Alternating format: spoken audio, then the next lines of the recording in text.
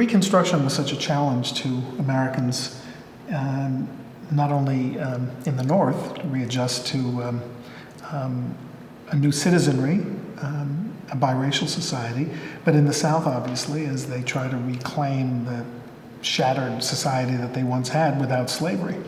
And I think Rogers approached it in many different interesting ways. We see both of those approaches in these two different groups. Here, a Union soldier, very respectful, not the carpetbagger of myth, administers a loyalty oath to a Southern woman as her child looks on. They're clearly the defeated, subjugated class here, and in fact, we see a young African-American boy watching perhaps his former owner start her new life, and his face is filled with expectation about the new order.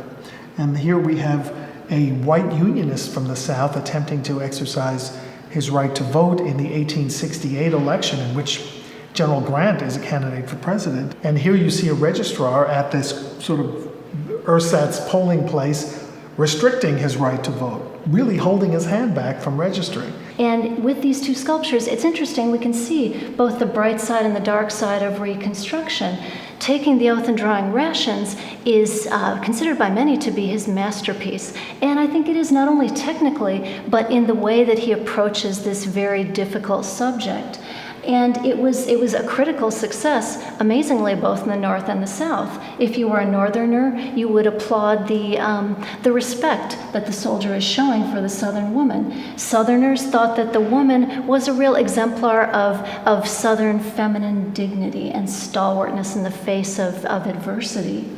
And challenging the Union vote, I think, is an absolutely remarkable, maybe even a singular work in his oeuvre, because you have this great concern about voter intimidation, about disenfranchisement, and you see in the below the desk there, in the registrar's hat, is a gun just lying there oh so casually, telling us that there is a threat of actual violence and actual danger here.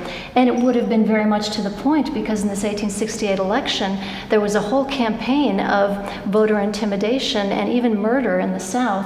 And I consider this sort of one of his few groups that offers us no happy ending, no hope of a better future. So it's fascinating to see these two groups together.